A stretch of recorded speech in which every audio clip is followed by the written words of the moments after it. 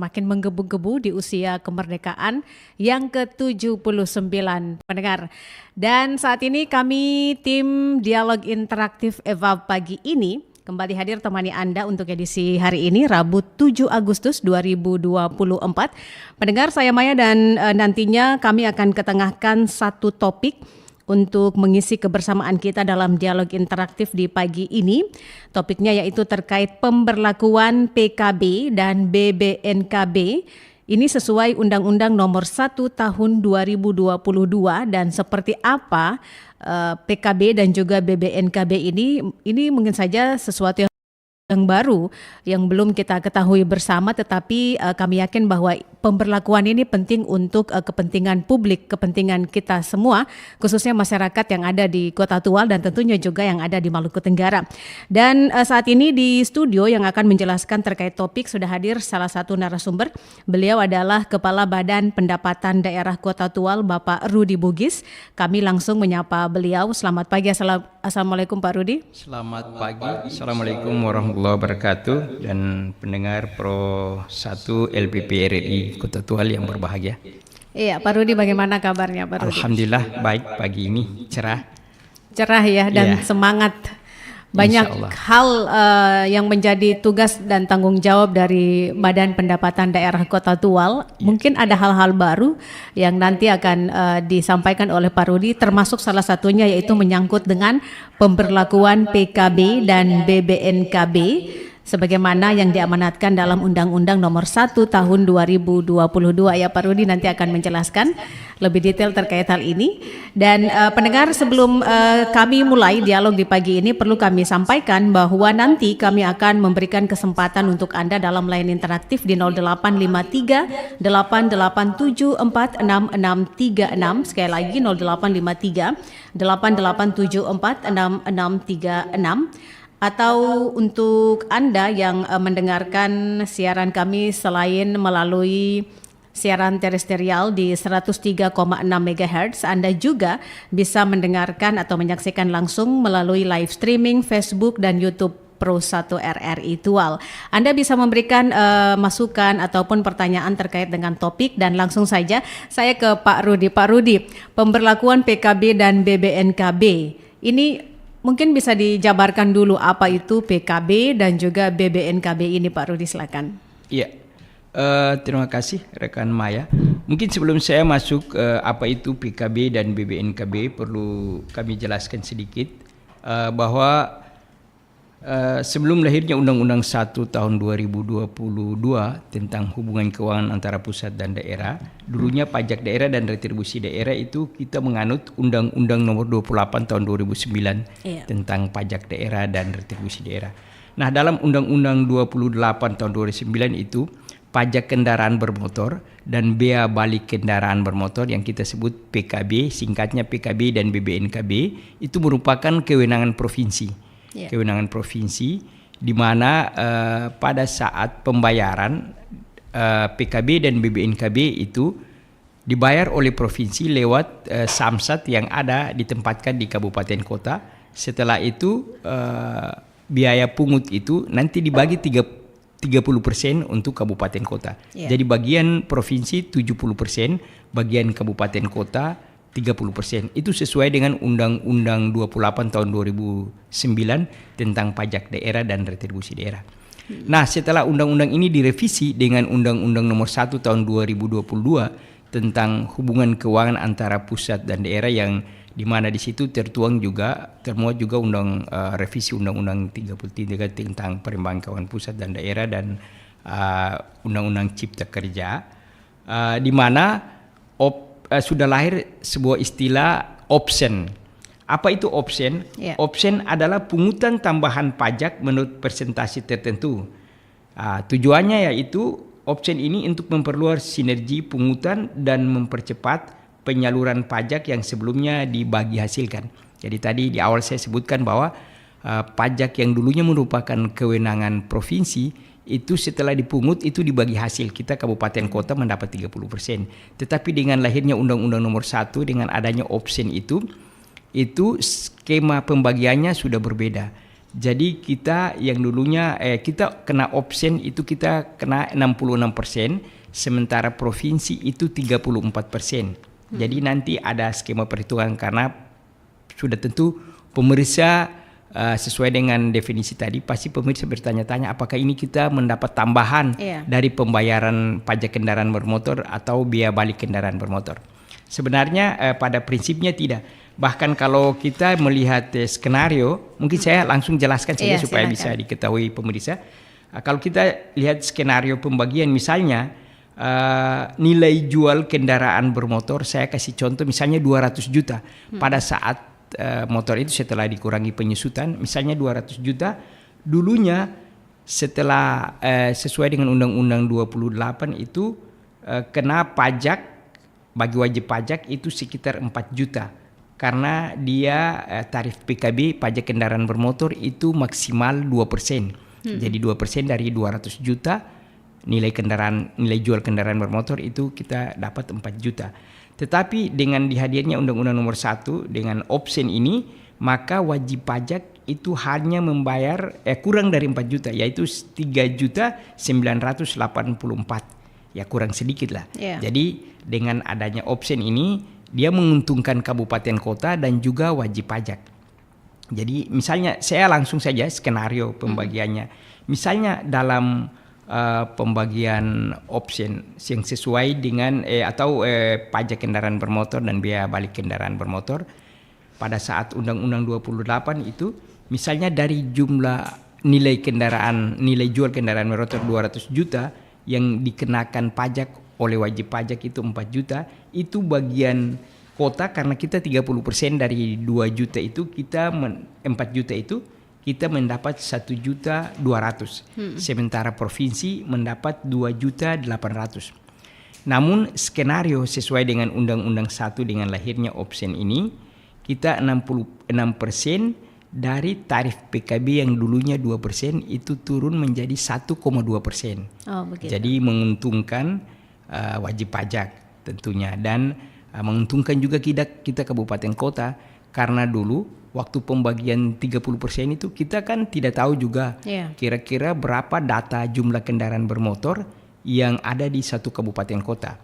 Itu artinya secara pendataan juga kembali ke daerah. Nah, betul sekali kan. Jadi cara pendataan juga nanti kita kerja sama dengan pihak provinsi, Samsat yang ada di kabupaten kota sehingga kita bisa menghitung dan mendata. Dan salah satu keuntungan juga dengan lahirnya option karena kewenangan ini sudah disinergikan dengan kabupaten kota.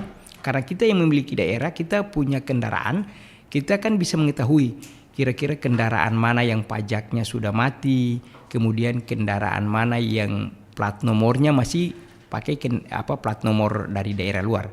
Nah itu mudah-mudahan dengan sinergi ini, kita bisa meningkatkan pendapatan daerah lewat pajak kendaraan bermotor dan biaya balik kendaraan bermotor ini, karena kita sudah bisa mendata kembali jumlah kendaraan baik itu roda 4 maupun roda 2 yang belum balik nama kendaraan bermotornya atau pajaknya sudah mati yang harus diperpanjang. Mungkin untuk sementara demikian. Baru artinya bahwa dengan pemberlakuan ini berarti daerah cukup diberikan ruang begitu ya. Kalau sebelumnya lebih banyak dominan ke pihak provinsi begitu. Lalu dari yang sudah sejak diberlakukan ini sejauh ini pendataan ini sudah sampai di proses apa ini? Apakah sudah data keseluruhan artinya di-upgrade lagi ataukah masih proses, Pak? Perlu kami informasikan kepada para pendengar sekalian bahwa Undang-Undang Nomor 1 tahun 2022 ini lahir pada tanggal 5 Januari 2022. Dan pada saat itu semua daerah baik provinsi, kabupaten, kota diwajibkan untuk menyusun peraturan daerah sesuai dengan Undang-Undang Nomor 1 dan PP 35 tahun 2023 tentang ketentuan umum pajak daerah dan retribusi daerah. Nah, undang-undang ini baru diberlakukan di kabupaten, kota, dan provinsi itu mulai tanggal 5 Januari 2023. Namun khusus untuk option PKB dan BBNKB, kemudian satu juga MBLB yang kita kenal dulu dengan pajak galian C, yang itu juga sudah di option dengan provinsi. Jadi dulu kewenangan kabupaten kota ini sudah sebagian kita serahkan ke provinsi juga 25%, 75% kabupaten kota, 25% provinsi.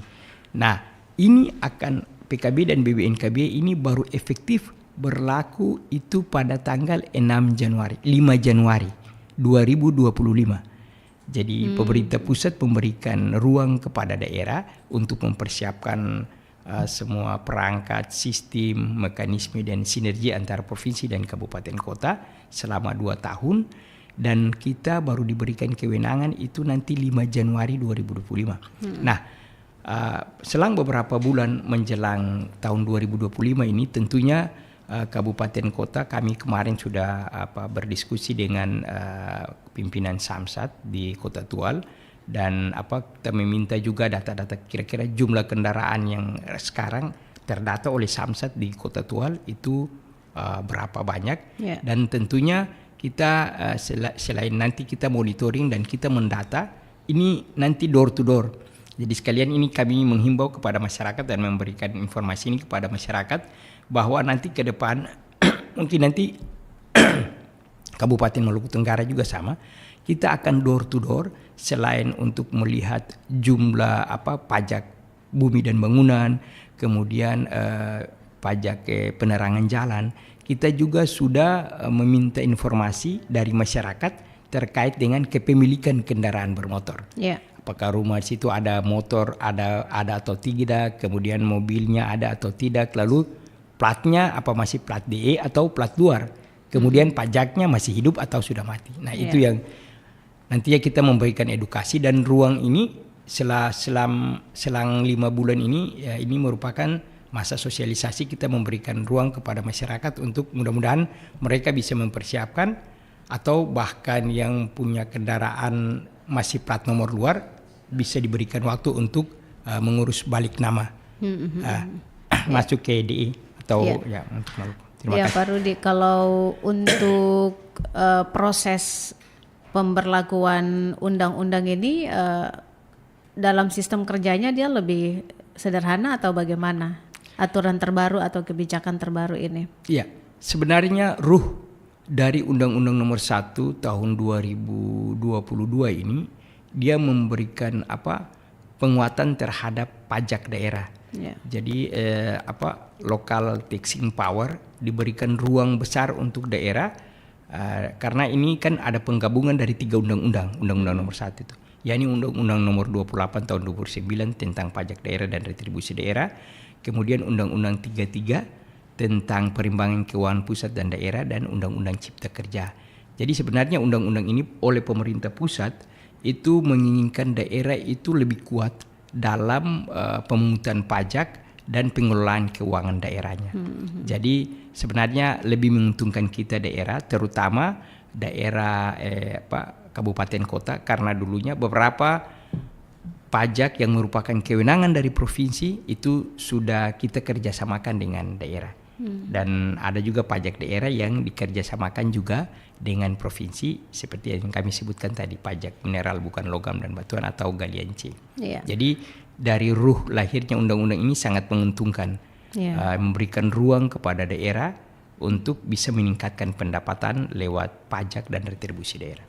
Berarti ini pendapatan asli daerah juga bisa berpeluang meningkat lewat sektor ini Pak Rudi ya. Insya Allah.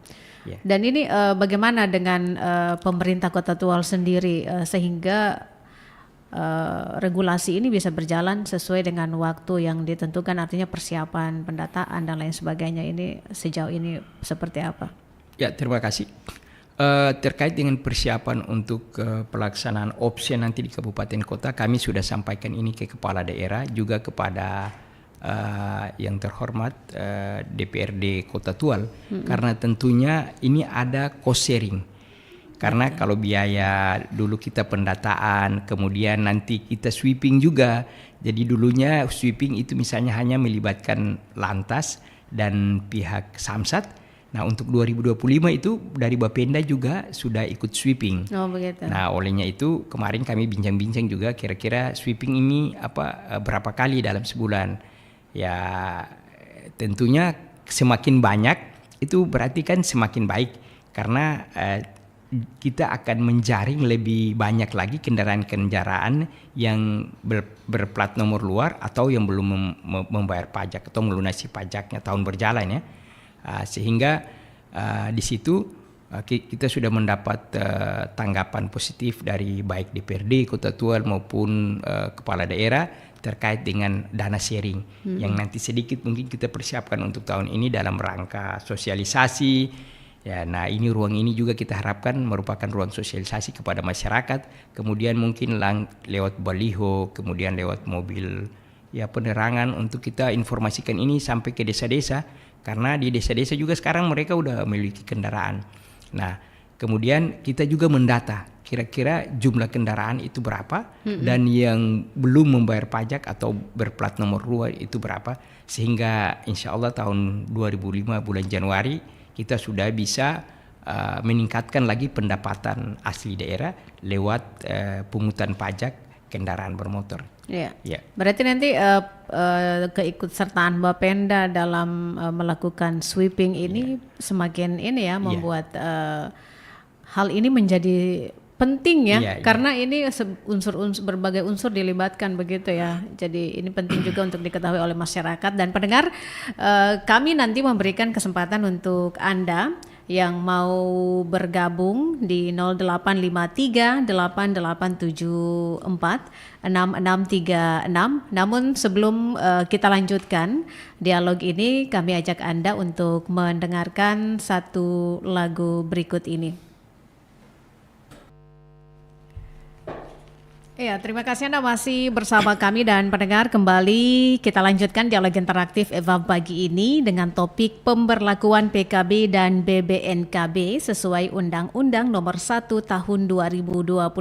Masih dengan narasumber di pagi ini Kepala Badan Pendapatan Daerah Kota Tual Bapak Rudi Bugis. Dan pendengar, kami saatnya berikan kesempatan untuk Anda yang mau berinteraksi di pagi ini 0853 8874 6636 atau di 0916224413.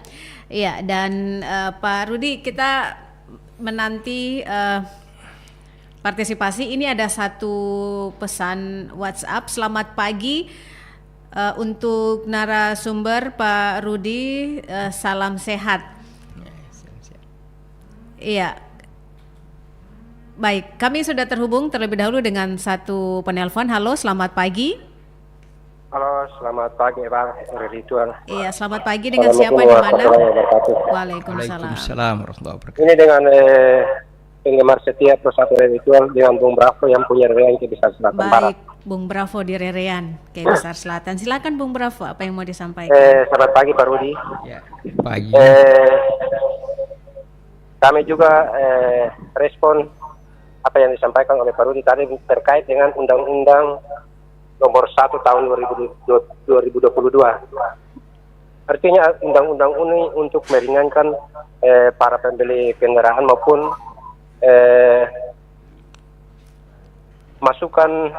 kemasukan hasil pajak untuk kedua daerah ini. Yeah. Mungkin kami ada beberapa hal yang kami sampaikan atau bertanya. Apakah undang-undang ini berlaku untuk yang memiliki kendaraan ataukah yang lain-lain?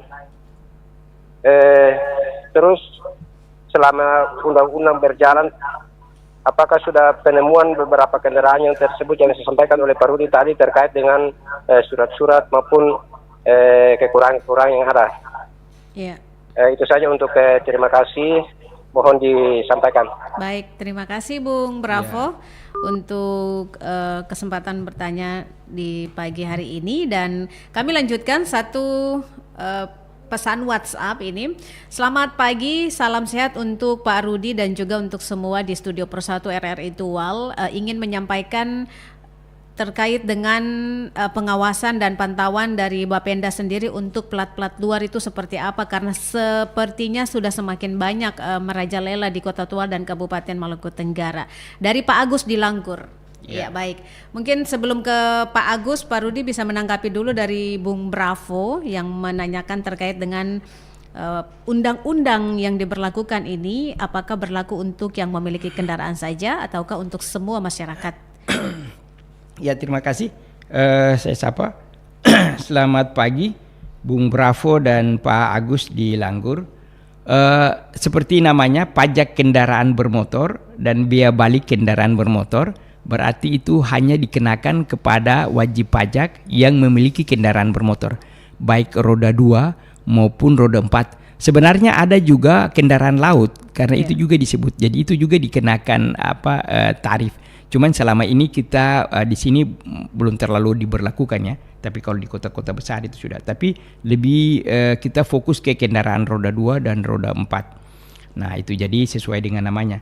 Kemudian sama dengan apa yang disampaikan oleh Pak Agus tadi, kita selama ini memang karena ini kewenangan ini baru disinergikan dengan kabupaten kota, jadi kita memang belum memiliki data yang akurat.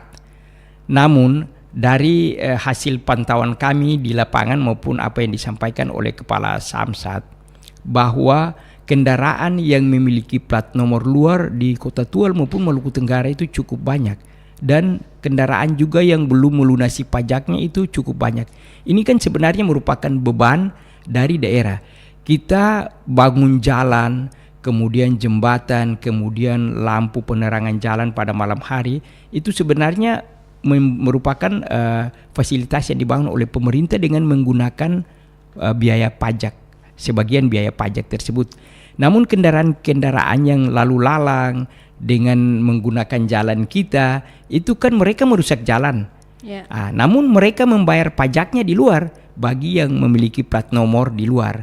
Nah olehnya itu memang sangat kita harapkan. Jadi mereka selain jalan rusak, kemudian pasti ada juga polusi udara lewat knalpot mobil motornya. Kita mendapat kerugian jalan, kemudian mungkin dari sisi penyegaran udara juga itu kita mendapat dampak negatif.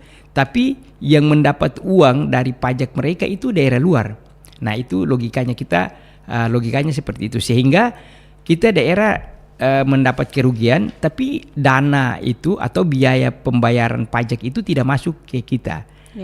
Jadi diharapkan kepada kita semua untuk membayar pajak itu dimaksudkan untuk pajak itu masuk menambah pendapatan asli daerah kita.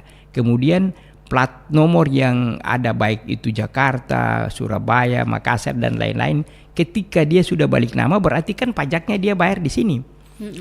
Kita lihat di jalan-jalan itu persis banyak bapak-bapak kita dari lantas yang sweeping, misalnya di perempatan Usdek, di Usdek jembatan dan di lain-lain, itu kita lihat banyak sekali kendaraan.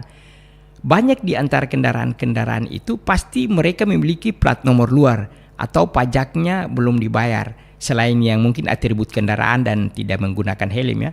Tapi kami sinyalir bahwa sebagian besar dari kendaraan baik roda 2 maupun roda 4 itu pajaknya juga sudah mati dan mungkin plat nomornya juga di luar. Jadi selang waktu beberapa bulan sebelum masuk bulan Januari ini kami akan mendata baik itu di Kota Tual dan mungkin untuk Bapenda Kabupaten Maluku Tenggara juga tentunya di Kabupaten Maluku Tenggara, semua kendaraan-kendaraan bermotor baik itu kendaraan bermotor yang berplat nomor merah untuk kendaraan dinas maupun kendaraan pribadi.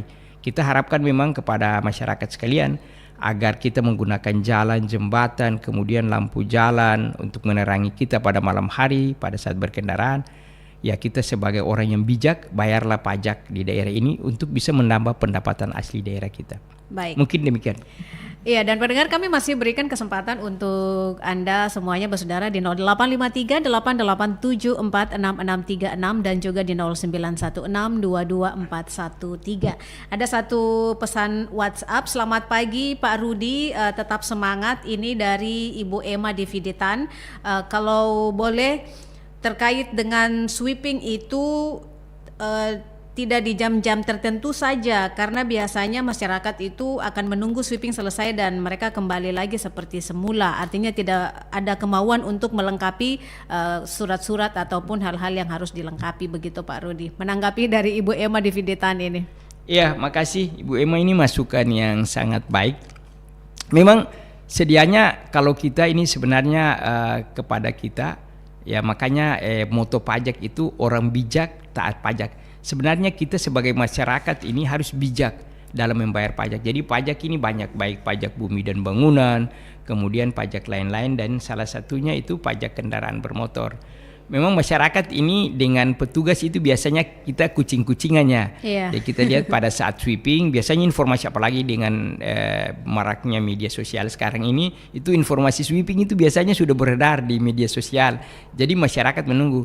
Cuman saya mau sampaikan kepada kita semua bahwa kan kita rugi. Misalnya ada aktivitas yang harus kita lakukan pada jam-jam tertentu, kan kita jadi tertunda aktivitas itu karena hanya takut sweeping. Nah ini sebenarnya kalau menurut saya kan kita menipu diri kita sendiri. Karena satu sisi ya kita sudah tidak memasukkan pendapatan kita ke daerah kita lewat pembayaran pajak itu. Kemudian yang kedua, tentunya aktivitas kita itu bisa tidak berjalan hanya karena kita menunggu ada sweeping. Kemudian ada hal juga tadi yang saya sampaikan, bahwa kadang-kadang itu terjadi laka lantas di jalan itu karena orang itu tiba-tiba balik arah kendaraan bermotornya, terutama kendaraan roda 2 itu karena tiba-tiba pada saat melewati perempatan atau tikungan itu ada lantas. Dan mereka takut sendiri. Jadi padahal kadang-kadang tidak ada sweeping, tapi kalau pas lihat lantas langsung takut. Karena itu kita sebenarnya menipu diri sendiri karena tidak mau membayar pajak. Jadi menyusahkan diri sendiri. Jadi nanti ini ke depan ya pasti ada strategi-strategi yang akan kita terapkan dengan tentunya teman-teman dari Lantas dan Samsat untuk bagaimana kita menjaring ini. Tapi ada satu kiat yang perlu kami sampaikan, karena ini kewenangan itu sudah disinergikan juga dengan kabupaten kota. Kita akan door to door, dari rumah ke rumah, menanyakan kira-kira di rumah ini ada kendaraan tidak roda 2 atau roda 4 sudah bayar pajak belum. Dengan demikian mungkin ada regulasi daerah yang akan dibuat, apakah itu peraturan daerah atau keputusan kepala daerah yang memberikan pengetatan kepada pemilik kendaraan bermotor. Bisa saja misalnya pegawai negeri sipil ketika mau ambil gaji misalnya atau perjalanan dinas itu bawa pajak kendaraan bermotornya, itu bisa saja. Dan bisa saja ini kita terapkan untuk masyarakat sebagai edukasi kepada masyarakat untuk ya mari kita bijaklah membayar pajak untuk kepentingan daerah kita. Ya baik. Ya, kami masih berikan kesempatan untuk Anda pendengar di pagi hari ini 0853 8874 6636 dan juga di 0916 22413. Ya, Pak Rudi, sambil menanti lagi partisipasi pendengar yang lain, kita tahu bahwa dalam menjalankan regulasi, kebijakan dan lain sebagainya kaitannya dengan kendaraan ini, tentunya Bapenda tidak sendiri. Ada beberapa unsur juga di dalamnya seperti Samsat, kemudian juga kepolisian. Nah ini bagaimana ini koordinasinya sehingga setiap ada regulasi ini bisa langsung dijalankan dengan baik begitu Pak Rudi? Iya, terima kasih. Seperti kami sampaikan tadi bahwa ini dia mulai nanti fix itu berlaku pada tanggal 5 Januari 2025. Tentunya selang waktu yang ada. Kita kemarin kebetulan sudah dengan Samsat. Ya kita sedikit bincang-bincang, tetapi dalam waktu dekat ini kita nanti mungkin melakukan rapat koordinasi dengan pihak-pihak terkait, bahkan jadi mungkin dari kepolisian dalam hal ini Lantas, kemudian dari Samsat secara resmi kita rapat koordinasi untuk bisa mempersiapkan hal-hal apa yang, karena kita ini baru, kira-kira kita mendapat masukan dulu dari Samsat, kemudian dari kepolisian, Lantas, apa-apa yang harus kita persiapkan dari Bapenda. Tentunya tugas kita yang paling berat itu bagaimana kita mendata jumlah kendaraan bermotor yang ada di daerah kita, misalnya di Kota Tual, karena sudah barang tentu data yang ada di Samsat itu, karena data yang ada di Samsat itu kan hanya jumlah kendaraan bermotor yang membayar pajak. Tentunya yang lain itu tidak. Padahal jumlah kendaraan bermotor itu sebenarnya banyak sekali, tapi kan mereka itu kan stay aja di rumah. Pada saat kalau tidak ada sweeping mereka jalan. Nah itu tidak dijaring oleh Samsat dan pihak kepolisian, Lantas. Jadi nanti kalau dengan adanya kerjasama, sinergi dengan pemerintah daerah lewat Badan Pendapatan Daerah, mudah-mudahan kita insya Allah mungkin rencana kita tuh door to door untuk mendata semua rumah yang memiliki kendaraan yang ada di Kota Tual untuk kita bisa memberikan edukasi, pencerahan kepada mereka untuk bisa membayar pajak tepat waktu dan mungkin bagi kendaraan luar itu untuk balik nama secepatnya. Baik, iya, dan satu penelpon sudah bergabung bersama kami di 0916224413. Selamat pagi. Ya, selamat pagi kembali dengan Bung Bravo. Ini tertarik dengan apa yang disampaikan oleh Pak Budi. Ya, baik Ini Bung Bravo, kalau bisa silakan. usulan kami, kalau bisa aturan ini tahun 2025 akan berlaku untuk semua kendaraan maupun darat maupun laut. Artinya begini, secara umum kami memantau di lautan antara ujung ke besar selatan barat, itu banyak motor-motor andong yang selalu mengambil hasil telur ikan. Oleh sebab itu aturan ini harus bisa diturunkan untuk semua terkenal maupun kendaraan laut. Kalau speed itu speed lane yang memenuhi standar. Itu kalau bisa usulan kami untuk diselesaikan bekerjasama dengan semua SKPD maupun semua dinas terkait. Iya. Karena selama setiap itu motor andong itu mengambil hasil itu, atau ke mereka pajaknya seperti apa? Ya, itu saja yang beberapa hal yang kami sampaikan. Terima kasih. Baik, terima kasih Bung Bravo. Ini satu masukan lagi dari Bung Bravo. Meskipun beliau wilayahnya di kabupaten, tetapi sama ya Pak Rudi, karena letaknya ini kan sama saja ini. Aturan ini baiknya juga difokuskan ke kendaraan laut, Pak Rudi. Oke, ya, makasih Bung Bravo, masukannya ini masukan yang sangat baik. Tentunya walaupun kita di Kota Tual, tapi nanti ada kerjasama juga antara kita sudah menjalin itu juga hubungan kerjasama antara pemerintah daerah Kota Tual dan Maluku Tenggara, lalu nanti diikutkan dengan PKS antara Bapenda Kota Tual dan Bapenda Maluku Tenggara tentang banyak hal, galian C juga, kemudian kita PBB juga karena ada orang yang kerja di kota tapi tinggal di kabupaten, sebaliknya juga begitu, kemudian terkait dengan kendaraan laut.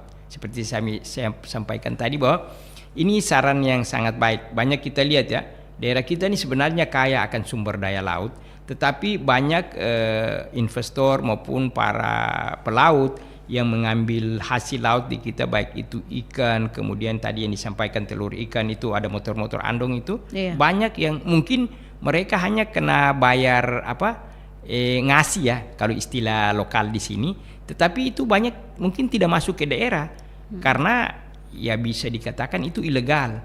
Olehnya itu nanti ini akan kita sampaikan juga, kan kita juga sering rapat koordinasi dengan Bapenda Maluku Tenggara untuk kita tertibkan semua baik di kota maupun kabupaten, jadi bukan hanya kendaraan darat tapi kendaraan laut juga kita tertibkan. Itu potensi pajak besar juga karena mereka juga kan menghasilkan polusi udara untuk kendaraan darat dan polusi laut untuk kendaraan laut. Dan insya Allah ini saran yang baik akan kami teruskan di Bapenda Kabupaten Maluku Tenggara dan insya Allah akan diterapkan juga nanti di Kota Tual untuk kendaraan-kendaraan laut. Terima kasih Bung Bravo. Iya, Bung Bravo sudah dijelaskan. Dan satu pesan WhatsApp, selamat pagi Kak Maya dan juga Pak Rudi sebagai narasumber. Topiknya menarik sekali ini dengan Ibu Yanti di Langgur. Kalau boleh, prosedur untuk pembalikan nama pajak dan lain sebagainya, ini mungkin pengurusan balik nama ya. Itu jangan dipersulit dan harganya jangan terlalu mahal sehingga masyarakat juga bersemangat, karena kita tahu bahwa kondisi ekonomi masyarakat ini kan berbeda-beda. Dari Ibu Yanti di Langgur. Pak Rudi, ini sepertinya satu ini juga ya, biasanya mentok di proses-proses ini Pak Rudi. Jadi bagaimana Pak Rudi? Jadi benar sekali Bu Yanti, memang ini juga menjadi concern kita, baik di kemarin kita diskusi dengan teman-teman dari Kemendagri terkait dengan BBNKB ini, biaya balik nama kendaraan bermotor. Jadi sebenarnya yang mereka sampaikan dan yang kita alami juga di sini tentunya itu banyak masyarakat itu sebenarnya mau. Jadi bukan mereka tidak mau untuk balik nama kendaraan bermotor. Mereka mau, cuman kan prosedurnya ini susah, agak sulit. Kalau sesuai dengan peraturan yang lama ya, itu kan misalnya ada kendaraan bermotor yang di sini kebanyakan misalnya plat nomor Jakarta, Surabaya, Makassar dan lain-lain. Nah, kalau kita mau balik nama ke DE itu kan kalau prosedurnya kan kita harus ke sana.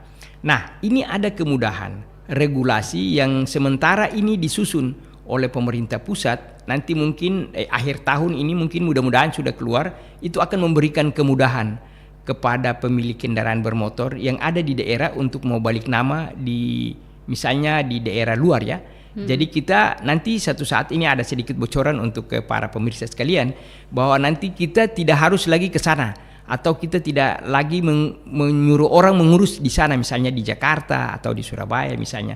Tapi tinggal nanti Badan Pendapatan Daerah kita mendata kira-kira kendaraan mana, berapa jumlah kendaraan yang berplat nomor luar, kemudian kita surati pemerintah daerah yang bersangkutan. Misalnya pemerintah daerah DKI Jakarta atau Surabaya atau Makassar untuk mereka proses balik nama.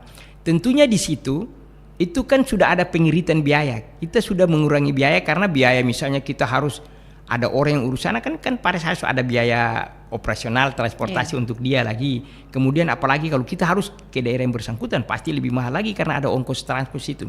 Tapi dengan demikian jadi mungkin itu kita nanti berproses lewat Samsat yang ada di kabupaten kota masing-masing, nanti kita kirim secara gelondongannya, secara total berapa jumlah kendaraan roda 2, roda 4 yang berplat nomor luar, kita kirim ke daerah masing-masing di daerah yang berplat nomor rumah, mereka proses di sana untuk balik nama, ya nanti tinggal biayanya berapa yang kita talangi nanti. Tentunya itu pasti sudah lebih kecil. Karena kita tidak lagi harus ke sana untuk mengurus, tidak lagi mengirim uang untuk keluarga kita urus di sana. Tentunya kan mereka pasti biaya transportasi dan operasional juga harus ada. Tapi itu jadi kita sudah bisa mengirit sebagian biaya untuk proses pengurusan balik nama tersebut.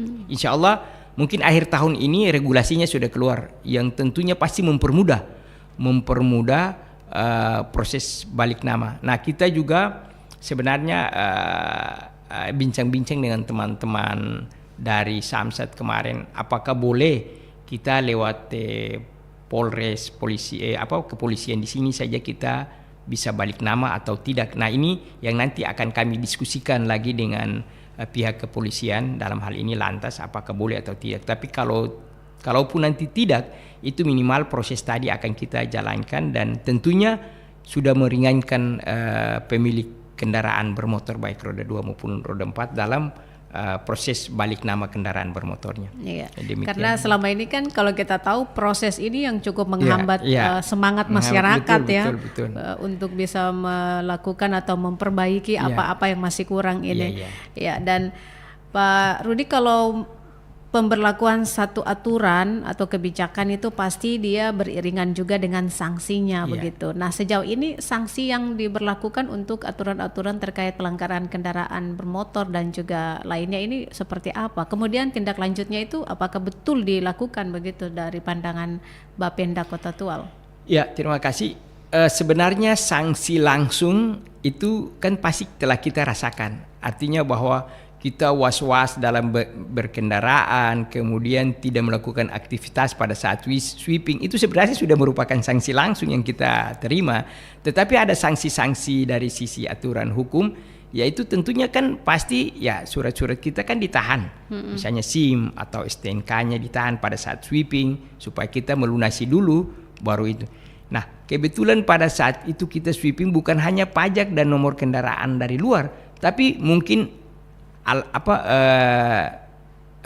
tidak pakai helm, kebetulan mungkin kendaraan kita yang punya atributnya kendaraannya tidak lengkap. Nah, kita itu otomatis langsung kita kan dikenakan pasal-pasal itu, tidak pakai helm, padahal tujuannya mungkin ini hanya sweeping pajak kendaraan bermotor. Tapi karena kita terjaring razia atau sweeping itu, kebetulan kita tidak pakai helm lalu atribut kendaraan juga, ya makanya ditambah. Jadi itu yang tadi itu langsung dirasakan pada saat itu. Belum nanti kita tentunya pasti pemerintah daerah kita berpikir hal-hal apa lagi yang nanti kita lakukan dari sisi regulasi untuk bisa, salah satunya tadi itu saya bilang misalnya untuk kan pemilik kendaraan rata-rata pegawai negeri ini rata-rata semua memiliki terutama kendaraan roda 2. Ya mungkin kita berikan sanksi kepada mereka karena pegawai negeri baik itu PNS maupun P3K itu seharusnya kita menjadi garda terdepan. Kita menjadi contoh, menjadi teladan dalam membayar pajak kepada masyarakat. Sehingga itu nanti mungkin regulasi yang kita susun pada saat pengambilan gaji misalnya atau kenaikan pangkat dan berkala itu wajib menyertakan pajak kendaraan bermotor. Nah sekarang yang sudah kita terapkan di Kota Tual itu pada saat kenaikan pangkat dan kenaikan berkala itu wajib lampirkan bukti pembayaran pajak bumi dan bangunan. Sebenarnya ini kiat-kiat dari banyak daerah juga yang sudah melakukan kiat-kiat ini.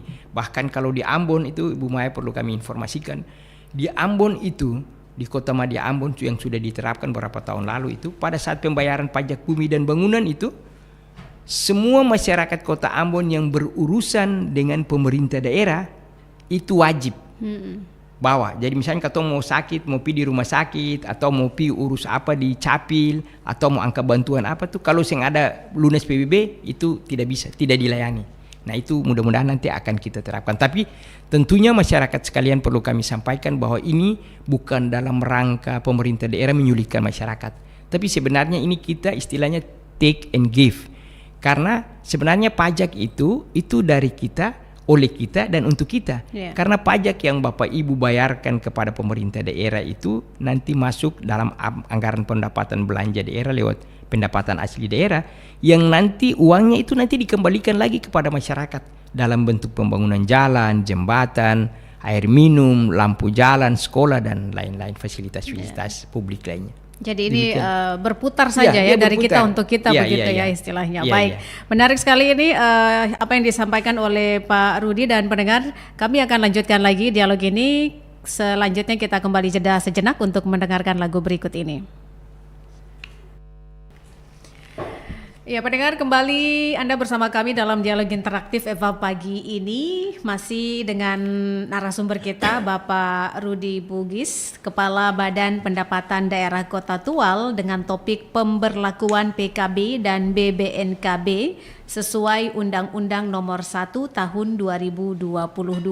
Banyak hal yang sudah dijelaskan oleh Pak Rudi dan banyak yang perlu diketahui pastinya ya terkait dengan pemberlakuan dan regulasi baru ini.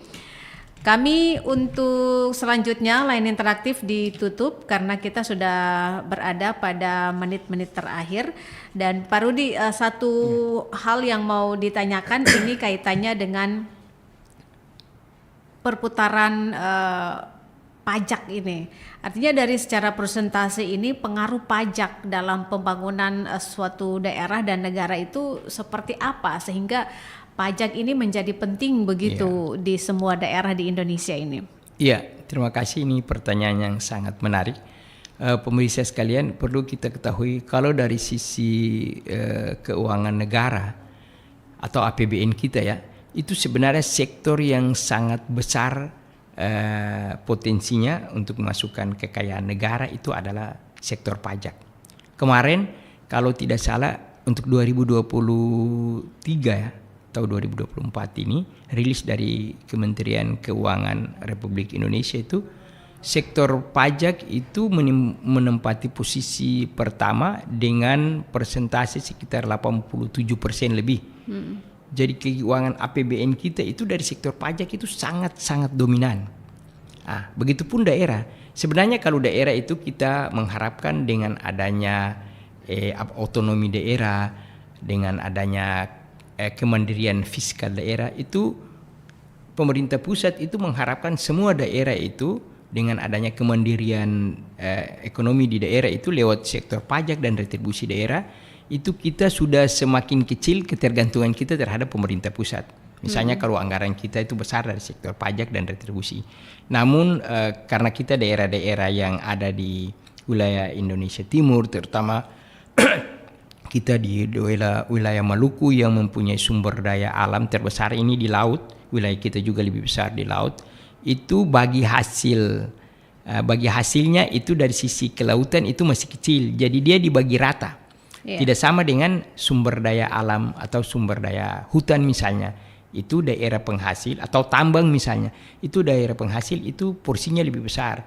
Kalau kita sumber daya laut ini itu dibagi rata oleh seluruh wilayah di Indonesia. Kemudian dengan lahirnya Undang-Undang 23 tentang pemerintahan daerah, itu kewenangan daerah itu sudah banyak ditarik ke provinsi dan pusat. Misalnya wilayah laut dari 0 batas pantai sampai 12 mil laut itu kan sudah dikuasai oleh pemerintah pusat dan pemerintah provinsi, sehingga memang porsi kita itu sudah semakin kecil.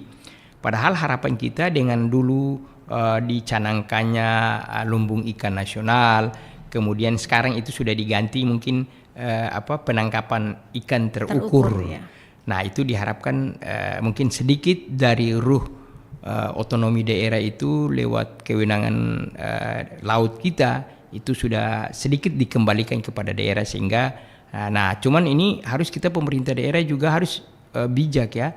Artinya bahwa kita harus lewat rapat koordinasi dan lain-lain menyampaikan kepada pemerintah pusat supaya porsi kita tuh harus jelas lewat PAD yang kita terima dari sektor kelautan. Misalnya mungkin ikan yang mau diekspor itu harus didaratkan dulu. Nah kita dapat dari situ. Ataukah mungkin kapal-kapal yang akan nanti menangkap ikan dari sini mereka harus membayar pajaknya seperti yang tadi disampaikan. Misalnya lewat pajak kendaraan bermotor laut itu mereka harus membayar pajak. Kemudian mungkin kita bisa sharing terkait dengan tenaga kerja yang ada di misalnya satu kapal di sini ada beberapa kapal yang harus home base-nya di Kota Tual. Itu kira-kira tenaga kerja kita bicarakan berapa tenaga kerja yang kita tempatkan di situ. Nah, selain itu juga mungkin ya mereka harus diwajibkan berbelanja ke pasar. Seperti beberapa tahun lalu Kota Tual itu kan kita lihat sangat baik sekali perekonomian terutama di pasar itu sangat hidup sekali karena mereka itu bayangkan berapa ratus kapal itu yang home base-nya di Kota Tual itu mereka harus berbelanja yang pada saat itu kalau satu kapal saja 100 juta bayangkan karena mereka kan harus melaut katakanlah 3 bulan.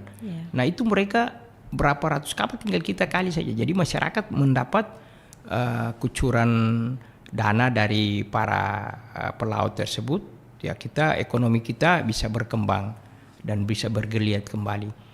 Nah demikian. Baik. Bu.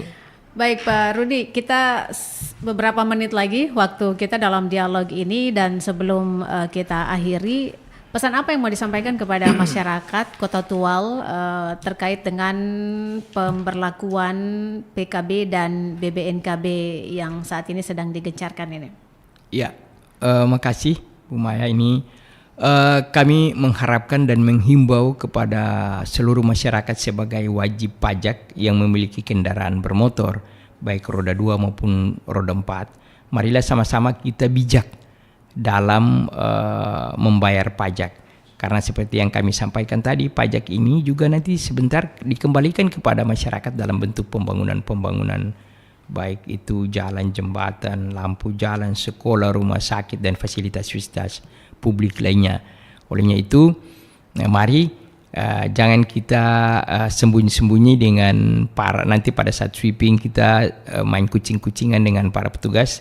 Tapi mari, kalau ada hal-hal yang perlu ditanyakan, bisa ke Samsat atau bisa ke Badan Pendapatan Daerah, baik di Kota Tual maupun di Maluku Tenggara, kita tanyakan kira-kira mekanisme seperti apa, kemudahan-kemudahan yang akan diperoleh itu seperti apa. Karena lahirnya Undang-Undang Nomor 1 ini seperti kami sampaikan tadi, itu ruhnya itu memberikan kewenangan kepada daerah untuk bagaimana itu kita bisa meningkatkan pendapatan asli daerah lewat pajak dan retribusi daerah itu. Jadi sekali lagi, marilah sama-sama masyarakat Kota Tual dan mungkin yang ada di Maluku Tenggara, kita bijak dalam membayar pajak. Kita mendatangi Badan Pendapatan Daerah Kota Tual dan Samsat untuk menanyakan mekanisme bayar pajak yang sudah mati bagaimana, mungkin ada keringanan dan biaya balik namanya itu bagaimana. Mungkin demikian rekan Maya. Terima kasih Pak Rudi untuk penjelasan dan juga untuk waktu bersama kami RRI Tual di pagi hari ini, dan kita nanti akan berjumpa lagi dalam topik-topik yang lain Pak Rudi.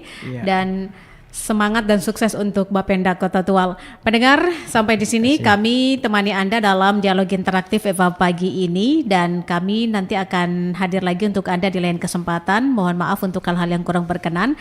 Selanjutnya kami ajak Anda untuk menyimak Warta Berita Pro 3 Jakarta pukul 9 waktu Indonesia Timur.